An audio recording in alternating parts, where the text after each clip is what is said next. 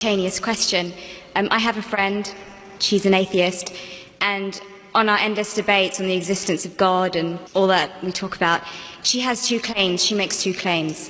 When I pose her with the question of what the Quran says in terms of the existence of the universe and the world and how it states many facts, she turns around and she says, well, that knowledge was not just for the Quran, it actually existed before the Quran. There's scriptures, there is books before the Quran was even written, detailing information about the universe. So it's not just this knowledge that is superior to the Quran.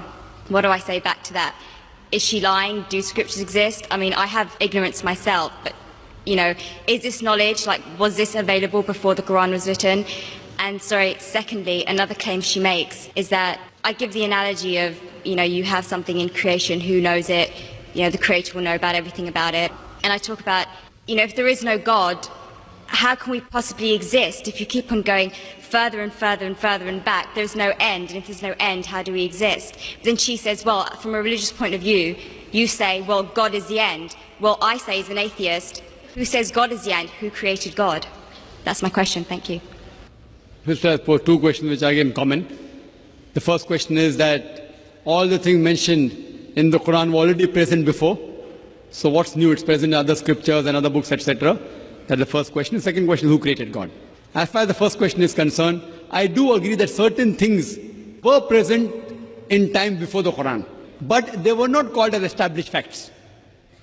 They were not called as established facts.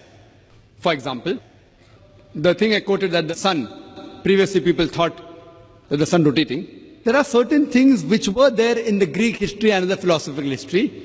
But for example, when the Quran speaks about the spherical shape of the earth, these Greeks, they believed that the earth was spherical, but no one believed in them.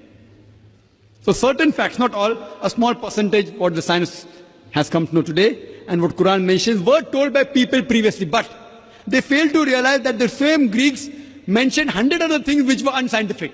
The same Greek even mentioned that the earth was center of the universe, which is totally wrong. So imagine if 100 points are mentioned and Muhammad Sallallahu Alaihi Wasallam picks up one which is correct. That's also not possible. So I do agree with you, sister, that certain things were mentioned before science established as a fact today. But these things weren't established that time. And to say that out of the 100 false things they mention, if one thing is right, to pick up the one correct thing is again also not possible. Once it's possible, but not thousands of times, sister.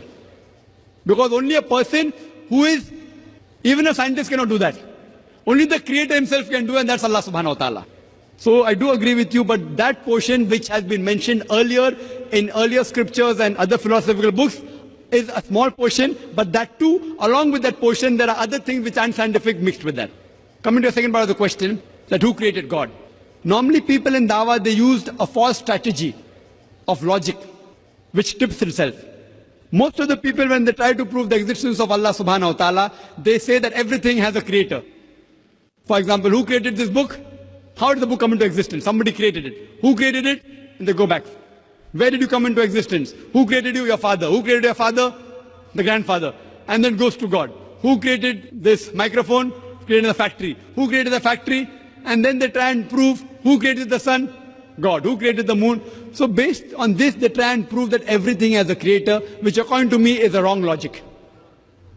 In my strategy, what I spoke today, I never said everything has a creator.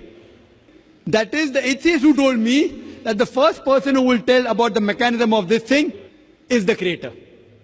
I never said that. I say every created thing has a creator. But by definition, Almighty God is uncreated. It is like there's a person, suppose my friend, he comes and tells me that my brother John was admitted in the hospital. He gave birth to a baby. Was it a girl or a boy? Can you guess, sister? Was it a girl or a boy? Brother John gave birth to a baby. Was it a girl or a boy? Brother John was admitted to the hospital. He gave birth to a baby. Was it a girl or a boy? Can you guess? You can't guess. Can anyone guess? How can a man have a baby? So to ask the question, he gave birth to a baby, was it a girl or a boy, is illogical. The same thing, the definition of Allah is uncreated. The moment you say who created Allah, he ceases to be Allah. Therefore, the definition of God is uncreated. Therefore, Almighty God has got no creator, if he is the true Almighty God.